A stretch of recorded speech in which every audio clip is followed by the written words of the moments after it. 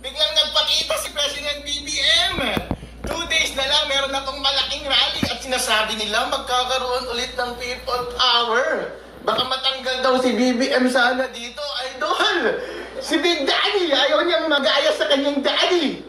Feeling ko, itong si BBM, ngayon lang nagpakita yan kasi ayaw niyang matanggal sa big rally ng November 16, 17, 18. Pero ang tanong, maganda ba yung performance niya o hindi?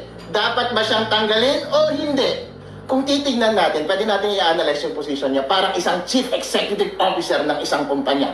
O kaya kung isa ka namang farmer, parang siya yung caretaker ng farmer mo. Kasi ayon sa konstitusyon, ang executive function solely nasa isang tao lang yan, ang presidente ng Pilipinas. Ngayon, kapag merong malawakang korupsyon at pagnanakaw sa kumpanya mo, may malawakang pagnanakaw sa farm mo, tatanggalin mo ba yung chief executive officer mo? Tatanggalin mo ba yung caretaker mo o hindi? Ayun. Yun ang tanong kay BBM. Kasi inamin na lahat ni BBM, lahat may kasalanan under the executive department, DPWH, contractor. Pero hindi niya alam na ang executive siya.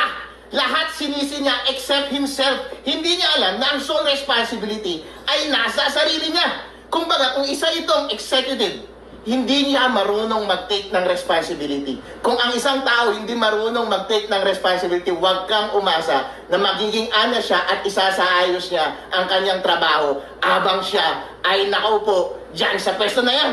Ang sabi niya, ang palusot ni Idol, huwag kasi kayong magmadali. Kasi gusto natin i-make sure na ma-convict itong mga tao na to. Idol, habang pinapatagal mo, tumatakas na lahat ng mga mastermind.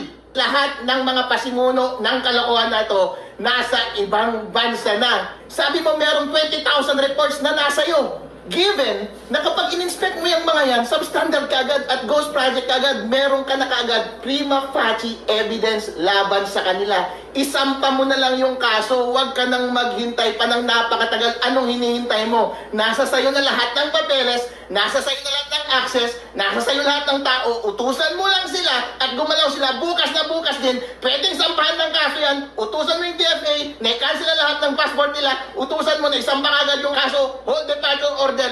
Kung gugustuhin ni President Bongbong Marcos na isaayos ang problema ito, bukas na bukas din magagawa niya. Pero 3 months na. And then gusto niyang i-allay yung worries ng tao over the weekend. Gusto ng tao na gusto siyang paalisin.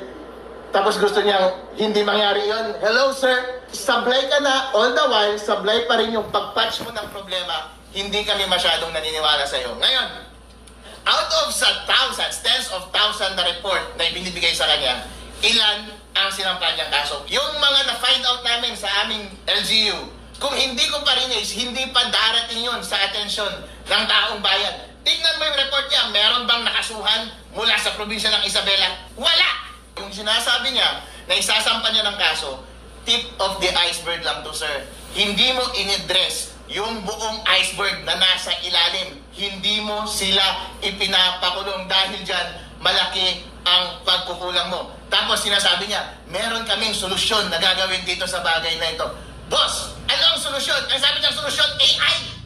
Kapag merong nagkasala kang anak sa loob ng bahay mo, papaluin mo kagad yan i-correct mo kagad yan. Bakit ka magde-deploy ng AI para mas mahuli sila? Bossing, huling-huli na sila. Ang tanging solusyon lang dito sa isang bagay na ito ay ipakulong lahat, wholesale, lahat na may kasalanan, ipakulong ninyo. Doon lang makikita ng taong bayan ang sinseridad ninyo na linisin talaga ang kampo mo. Tapos yung isang puntos na sinasabi niya, target natin, may ibabalik natin yung bilyon-bilyon sa laki na ninakaw nila sa taong bayan. Bossing, meron bang president sa politiko ng Pilipinas na naisoli ang kinulumbat ng mga korap na politiko sa kaban ng bayan? Wala. Meron akong kilalang presidente na siya ang pinakasikat na nagnakaw ng bilyong-bilyong pera ng taong bayan. Naisoli na ba yung pera? Hindi pa! Nag-promise siya sa Christmas daw, merong makukulong. Sige nga, i-take up kita dyan sa promise mo na yan, idol. Kapag walang makulong by Christmas, big boy, na isang big dog mula sa malaking corruption na ito, willing ka bang mag-resign mula sa position mo? In other words, ang bottom line na ito is walang sinseridad si President Bongbong Marcos sa kanyang sinabi, walang taking of responsibility, therefore incompetent siya na magpatuloy na hawakan ang executive function na solely vested sa kanya. Either tamad mabagal o sinasadyang ayaw lang gumawa ng presidente natin. Dito, yung ICI, investigative body yan. Kapag nag-recommenda yan, automatic referral na dapat yan sa korte, automatic hold departure order, hawak mo rin ng DFA, automatic, meron ka namang grounds na i-cancel ang kanilang passport. Bakit hindi ginagawa yun ng presidente? Tinatamad ka ba, idol? Kung ayaw mo magtrabaho, umalis ka dyan! Itong best friend natin na si BBM, yung kanyang mga kabarkada, hindi mukhang ayaw niya talagang kasuhan yung mga yan eh. Tulad ng kinaso namin sa NBI laban kay COMELEC Chairman George Garcia. Ayun, hindi niya pinapaandar. Yung rekomendasyon ng ICI hindi pwedeng matapos hanggang rekomendasyon lang. There's very little that BBM can do na. Tapos na. Nangyari na ang lahat ng kalokohan under your nose, sir. At ang taong bayan nakita nila yung breath ng korupsyon. At ang tanong lang na nasa harap nila is gusto pa ba nila itong magpatuloy o hindi? At ang sagot nila, ayaw na nilang magpatuloy.